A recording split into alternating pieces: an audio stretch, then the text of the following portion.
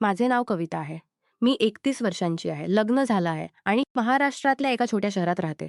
माझ्या कुटुंबात माझे पती, जे 47 वर्षांचे आहेत, माझा 14 वर्षांचा मुलगा आणि पती नोकरी करणारे आहेत. पण गेल्या 8 वर्षांपासून त्यांना अस्थ मुलगी आहे. माझे पती नोकरी करणारे आहेत.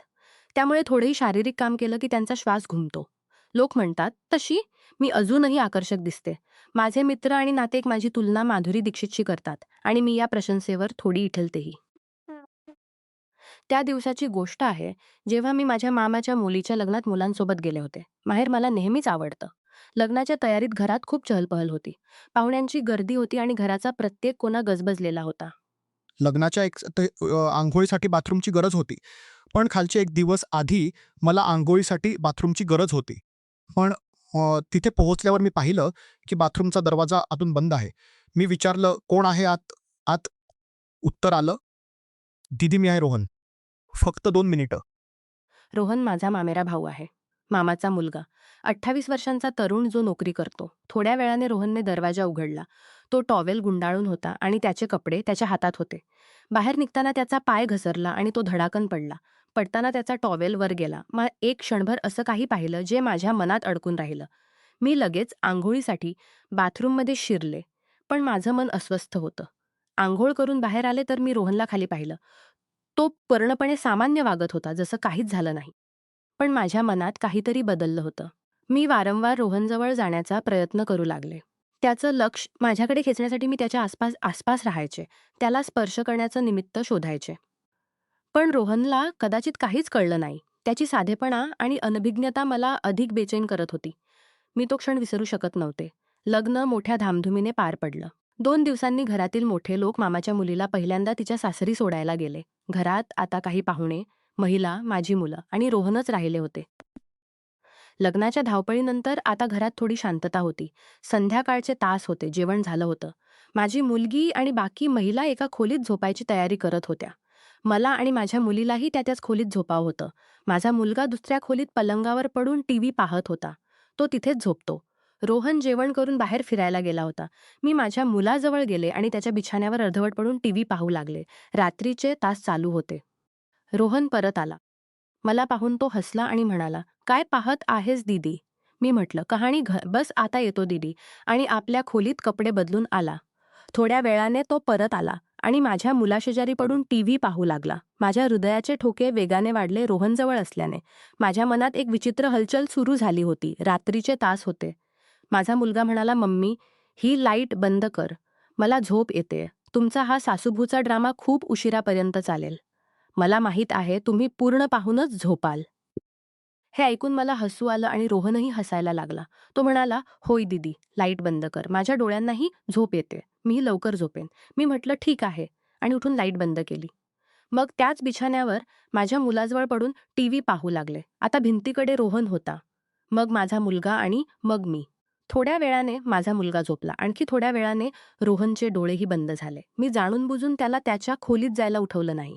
टीव्हीचा आवाज मी पूर्णपणे मंद केला.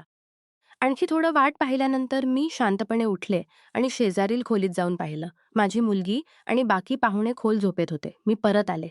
नाईट बल्ब लावला. टीव्ही बंद केला आणि माझ्या मुलाजवळ पडले. सुमारे अर्ध्या तास वाट पाहिल्यानंतर मी पुन्हा परिस्थिती तपासली. सगळे खोल झोपेत होते. रोहनही झोपला होता. माझ्या मनात एक वादळ उठत होतं. मी रोहनला पाहत होते आणि माझ्या हृदयाचे ठोके थांबण्याचं नाव घेत नव्हते. त्या रात्री माझ्या मनात काय चाललं होतं हे कदाचित मी स्वतःही पूर्णपणे समजू शकत नव्हते. पण त्या क्षणी माझ्या आतल्या इच्छेने मला काहीतरी वेगळं विचारायला भाग पाडलं. त्या रात्री जेव्हा घरात शांतता पसरली होती आणि नाईट बल्बची मंद रोशनी खोलीला एक रहस्यमय वातावरण देत होती, माझं मन बेकाबू होत होतं. रोहन खोल झोपेत होता. त्याचा श्वास एकसारखा चालू होता. माझा मुलगाही जवळ झोपला होता आणि शेजारील खोलीत माझी मुलगी आणि बाकी पाहुणेही झोपेत होते. मी बिछाण्यावर पडले होते. पण झोप माझ्या डोळ्यांपासून कोसो दूर होती. रोहनचा चेहरा, त्याची ती भोळेपणा अनोखी क्षण जो मी बाथरूम बाहेर पाहिला होता, माझ्या मनात वारंवार फिरत होता. मी हळूच करवट बदलली आणि रोहनकडे पाहिलं. त्याचा चेहरा नाईट बल्बच्या प्रकाशात हलकासा चमकत होता. माझ्या मनात एक विचित्र अस्वस्थता होती. मी जाणत होते की जे मी विचारत आहे ते चुकीचं आहे. मी एक लग्न झालेली बाई आहे, 2 मुलांची आई आहे आणि रोहन माझा मामेरा भाऊ आहे. पण त्या क्षणी माझ्या हृदया आणि मनात एक युद्ध सुरू झालं होतं.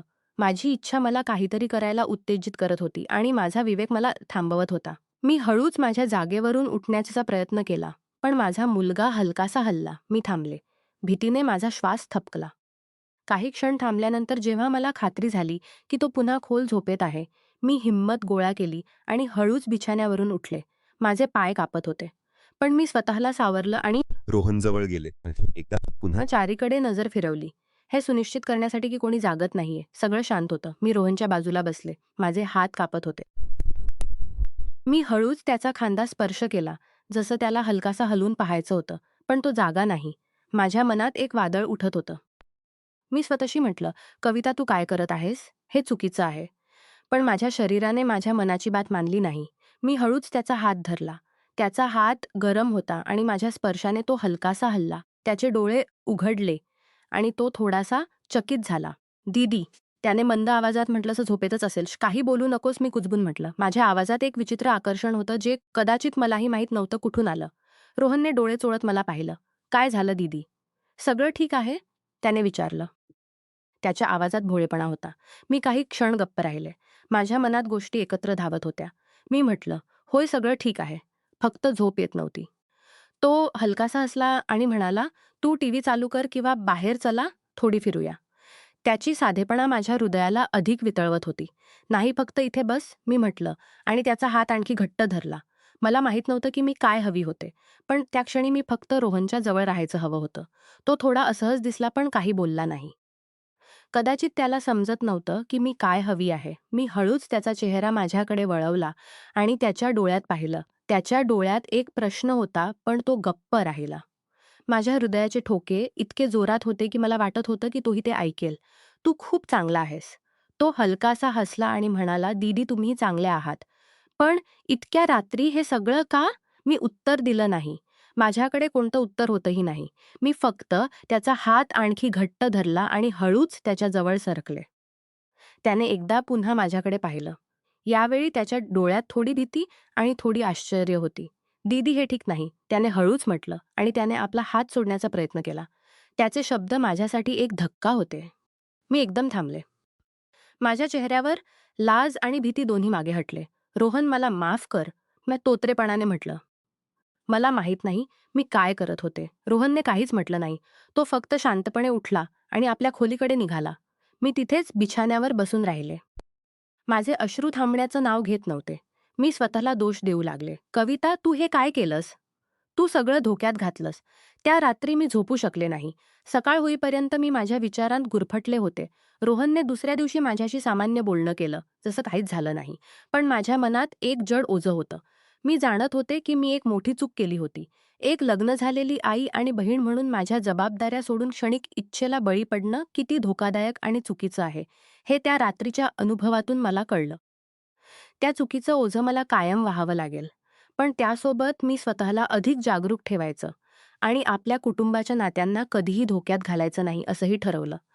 नमस्कार मित्रांनो, तुम्हाला ही कथा आवडली असेल तर चॅनेलला सबस्क्राईब करायला विसरू नका. आणि यापेक्षाही अधिक रंजक व्हिडिओ पाहण्यासाठी माझ्या चॅनेलवर नुकताच अपलोड केलेला नवीन व्हिडिओ नक्की पहा. तो तुम्हाला खूप आवडेल, अशी मला आशा आहे.